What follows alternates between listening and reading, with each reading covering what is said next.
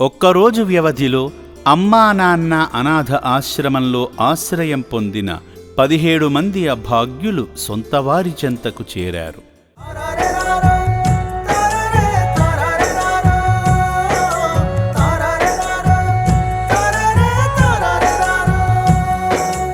వివరాలలోకి వెళితే Hyderabad Mehdipatnam police station పరిధిలో రోడ్లపై భిక్షాటన చేస్తూ నిర్భాగ్యులుగా తిరుగుతున్న 17 మంది అభాగ్యులను గుర్తించిన మెహదీపట్నం పోలీసులు వారికి ఆశ్రయం కల్పించేందుకు యాదాద్రి భువనగిరి జిల్లా చౌటుప్పల్లోని అమ్మా నాన్న అనాథ ఆశ్రమానికి నవంబర్ 7వ తేదీన తీసుకువచ్చి ఆశ్రమ యాజమాన్యానికి అప్పగించారు.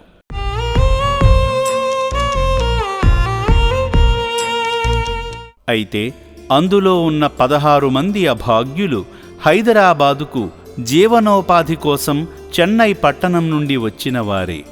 వారి ఆచూకీ లభించకపోవడంతో హైదరాబాదుకు తీసుకువచ్చిన యజమానులు పోలీసులకు ఫిర్యాదు చేయగా ఆ 16 మంది చౌటుప్పల్లోని అమ్మా నాన్న అనాథ ఆశ్రమంలో ఉన్నారని తెలిసి నవంబర్ 5వ తేదీన ఆశ్రమానికి విచ్చేశారు.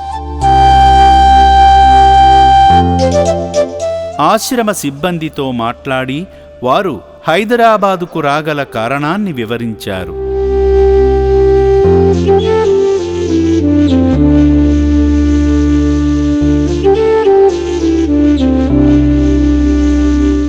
అనంతరం వారందరినీ ఇక నుంచి జాగ్రత్తగా చూసుకుంటామని హామీ ఇవ్వడంతో ఆశ్రమ యాజమాన్యం వారిని అప్పగించగా ఆ 16 మంది అభాగ్యులు సంతోషంగా బయలుదేరారు.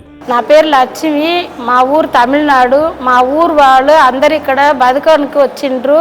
వచ్చినప్పుడు 3 రోజు 4 రోజు వాహనం వస్తుంది. అట్లా పనికి వచ్చినప్పుడు అట్లా తిరుగుతున్నప్పుడు అడుగుతున్నారు, ఇట్లా తీసుకొచ్చినారు. ఇప్పుడు ఒకసారి పంపించాలి, మళ్ళీ ఇక్కడ రాదు.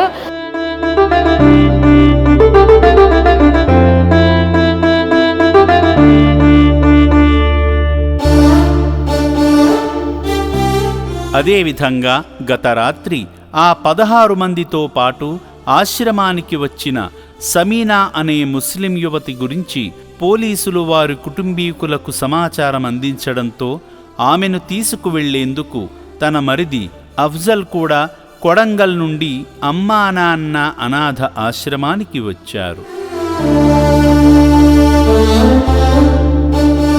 నా పేరు అఫ్జల్. మా ఊరు ఇది కొడంగల్ పక్కకు కోసి ఉంది. ఈవిడ మా వదినవుతారు. వీళ్ళు పని చేస్తా అని పోయి ఇట్లా అడుక్కుంటుండ్రంట. పోలీసులు పట్టుకొచ్చి చౌటుపల్లి అమ్మ నాన్న ఆశ్వరంకి తీసుకొచ్చిర్రు. తీసుకొస్తే ఈ సారోళ్ళు మాకు కాల్ చేసి పిలిచిర్రు. సమీనా కుటుంబీకులతో సంతోషంగా సొంత గూటికి చేరింది.